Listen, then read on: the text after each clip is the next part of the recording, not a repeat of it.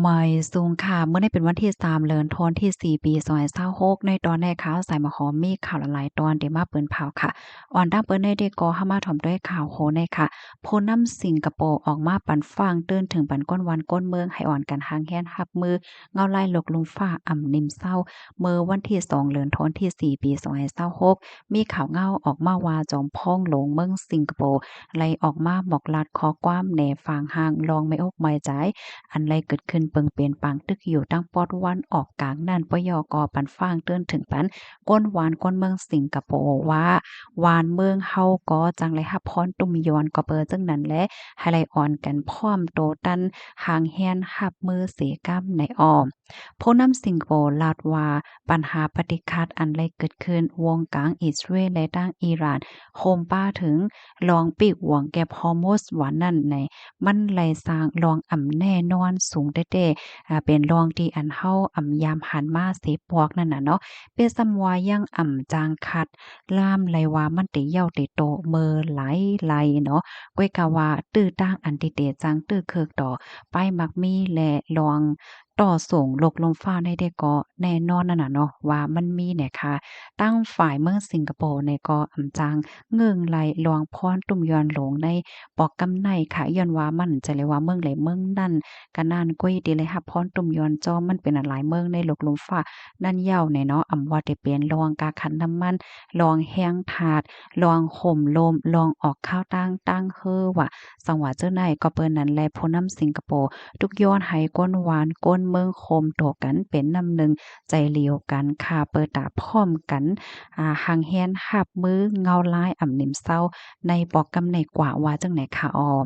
ต้นตาลวงออกมาบอกรัดข้อความตรงหนึ่งของผู้นำสิงคโปร์ในปอกกำในมันก็แหน่ให้หันน่ะเนาะพรตุ่มยวนอันตั้งฝ่ายจอมจึงทรัมป์เนี่ยก็หลอกเงิดว่าได้เฮ็ดให้โครงสร้างพื้นฐานของอิหร่านและตั้งฝ่ายอิหร่านเขาเนี่ยก็เลยมีลวงตอบแทนจูขึ้นคอมมานีหลายๆอันเฮ็ดจังไหนค่ะนะมันเลยลามถึงเอเชียเจิงจ้าน วันออกเหย้าค่ะอธิกาเปิงลงมาในได้ก็ฝ่ายรองมันกึ้มหนิมเศร้าฝ่ายแห้งทัดแลรองขันกลก้าตั้งขายในนั้นเหย้าค่ะขอบนตอนในคาลิปีมาที่ห้องการเขาวอกพอยออกไว้ในพี่น้องค่ะถอมขาโหในเหย้าหันเถินจังหือพองค่ะอันนี้เป็นสิงคโปร์นะเพราะว่าสิงคโปร์ในเฮาค่ะก็ได้คู่กันคะเนาะว่าเป็นเมืองที่อันขึ้นใหญ่ไม่สูงและเมืองที่อันมีกวนมักมีกวนมีน้ำกัดกวนที่มีหลายๆนำว่าสังว่าเฮ็ดจังไหนเนี่ยคะเนาะบ่เหลียวพ้นนำเปิ้นก็ ไล่ออกมาเปิ้นผ่าปันฟ้างให้คนเมืองเปิ้นหางแฮนรับมือนี่ค่ะนะอ๋อค่ะเพราะว่าเฮาคำว่าด้วยลองอันที่เป็นอยู่พ่องย่ามมื้อเหลียวในค่ะเนาะบางทีบางตอนได้ก็เปิ้นได้ว่าอะโลมันเกี่ยวข้องอีหังกันตั้งเฮากำซื้อโยว่าสังว่าให้แหน่เพราะว่าเฮามาด้วยหลีๆเอาค่ะนะค่ะวนว่าพี่น้องแฮ่งการก็ยิงแค้นจังเลยค่ะพรตุ่มยอนแฮ่งแฮ่งเลยว่าจังนั้นไหนมื้อหนังพี่น้องค่ะที่เป็นแฮ่งการยานเมืองเหี่ยวก็ใจตื้อภาวะจัดปานอยู่ดี เว้งใหญ่เว้งหลงเนาะอาทิกาเปิงหลงมันเหมือนจังว่าเมืองเกาะกรุงเทพอะมันก็เว้งใหญ่เว้งหลงที่เลยตั้งหลายเสมว่าไหนพี่น้องเฮาค้านั้นมีการใช้จ่ายนำค่ะเนาะเป็นส่ำว่าออมอีแบ่งใช้จ่ายก็คือก็ย่อค่ะเงินในได้ก็มันตื่นว่าออกอยู่กูมือกูวันก็เพราะว่ากาฮ้องเนาะมื้อนั้นพี่น้องค่ะค่าทองอยู่1เรือนไหลใน3เฮงแหนมใจค่ะ1วัน1ปาก1ปางในเงินในออกอยู่เรื่อยๆนะเป็นส่ำว่าไรก็เหตุการณ์ก็ยาวอำไรก็เหตุการณ์ก็ยาวเนาะจังวันนั้นค่ะ เปซำว่าในตรงวงเฮาคาตั้งฝ่ายผู้ใหญ่ก้นหลงเปิ้นอำไปมาเปิ้นเผาตุกย้อนตึกซนให้หังแฮ่นรับมือว่าในเสตะในฐานะที่เฮาเป็นสื่อเล็กๆอ่อนได้ก่อขย้อนป่องแรงเหมือนพี่น้องค่ะว่าหังแฮ่นโตตันหังไผหังมันค่ะเนาะมันจังว่าออมอีแป้งใจจ่ายค่ะอันไรที่ตานอันไรที่ตานซื้อก็อย่าไปซื้อเหย้าในค่ะเนาะอันไรที่เฮาคามกึ่งลีออมอีแป้งใจจ่ายก็ออมอีแป้งใจจ่ายเฮาขายเก็บหอมตอมจึงเงินต้องรายกาก็เลกันนั่นเนาะเพราะว่าเฮาค่ะมีรองหางแฮ่นโตตันไว้หลีเฮาบ่ฮู้ไรขนาดในอาณาการเมื่อนาม่วนด้วยค่ะเนาะเพราะว่าเงาลายในมันตื้อยืดยาวกว่าเนาะมันตื้อเคิกป้าลองการลองงานอำไรเฮ็ดการมีเงินเข้าแหน่ตอนดาก้อนที่มีเงินเก็บได้ก็ไม่ใจค่ะเนาะก็เอาเงินเก็บนั้นมาใช้จ่ายหลายตอนดาก้อนที่มีเงินเก็บแหน่กาของในอำจ่ายก็อำจังอยู่โลห้ามแต่ก็อยู่ที่ไหลแหน่น่ะเนาะจ้องแม่นค่ะแหน่พี่น้องค่ะ ค่ะลูกดีข่าวเงาโหนได้เห็นและกำในเฮาค่ะมาถ่อมด้วยข่าวเงาแทง ตอนหนึ่งค่ะในก็เกี่ยวกับเรื่องรองการเงินเนี่ยค่ะเนาะก้นวันก้นเมืองตั้งนำตั้งหลายอ่อนกันกว่าไปเอาเงินตัวเจ้าเก่าห้างไผห้างมันค่ะเมื่อวันที่2เดือนธันวาคมที่4ปี2026เนี่ยมีข่าวงาออกมาว่าป่านแย่งเงินแพนด้าค่ะเขาในก็แต่เปิดตื้อต้างให้ก้นอันกว่าฝากเงินนั่นนะกว่าเอาเงินกว่าถอนเงินตัวเจ้าเก่าห้างไผมันระยะเนี่ยค่ะก็มีก้นตั้งนำตั้งหลายคณะอ่อนกันมาไปเจียมมือเจ้าเจี้ยวๆเฮ็ดจังได๋นั่นขนาดเนาะ ตีป่านแย่งเงินนั่นก็มีผู้มีปนพ่อนเขาเอาห่มลมเต๊ะๆวาๆนะมีตั้งฝ่ายปลีกมีตั้งฝ่ายซึกแหละเจ้าเนี่ยเนาะเอาตั้งคือมีตั้งกองว่าหังว่าเฮ็ดไหนเหี่ยวก็มาไปเอาห่มลมจังหนังเฮาหันติในแคบหางในเหย้าเฮ็ดไหนนะก้นที่อันเอาเงินมาฝากในก็ได้มีก้นแคมโบเดียและดังก้นนอกเมืองเขาเจ้าเนี่ยค่ะเนาะเปิ้นก็อ่อนกันเข้าเที่ยวเจียนเที่ยวเสียก็ไปถอนเงินตัวเจ้าเก่าหั้งไผหั้งมันค่ะ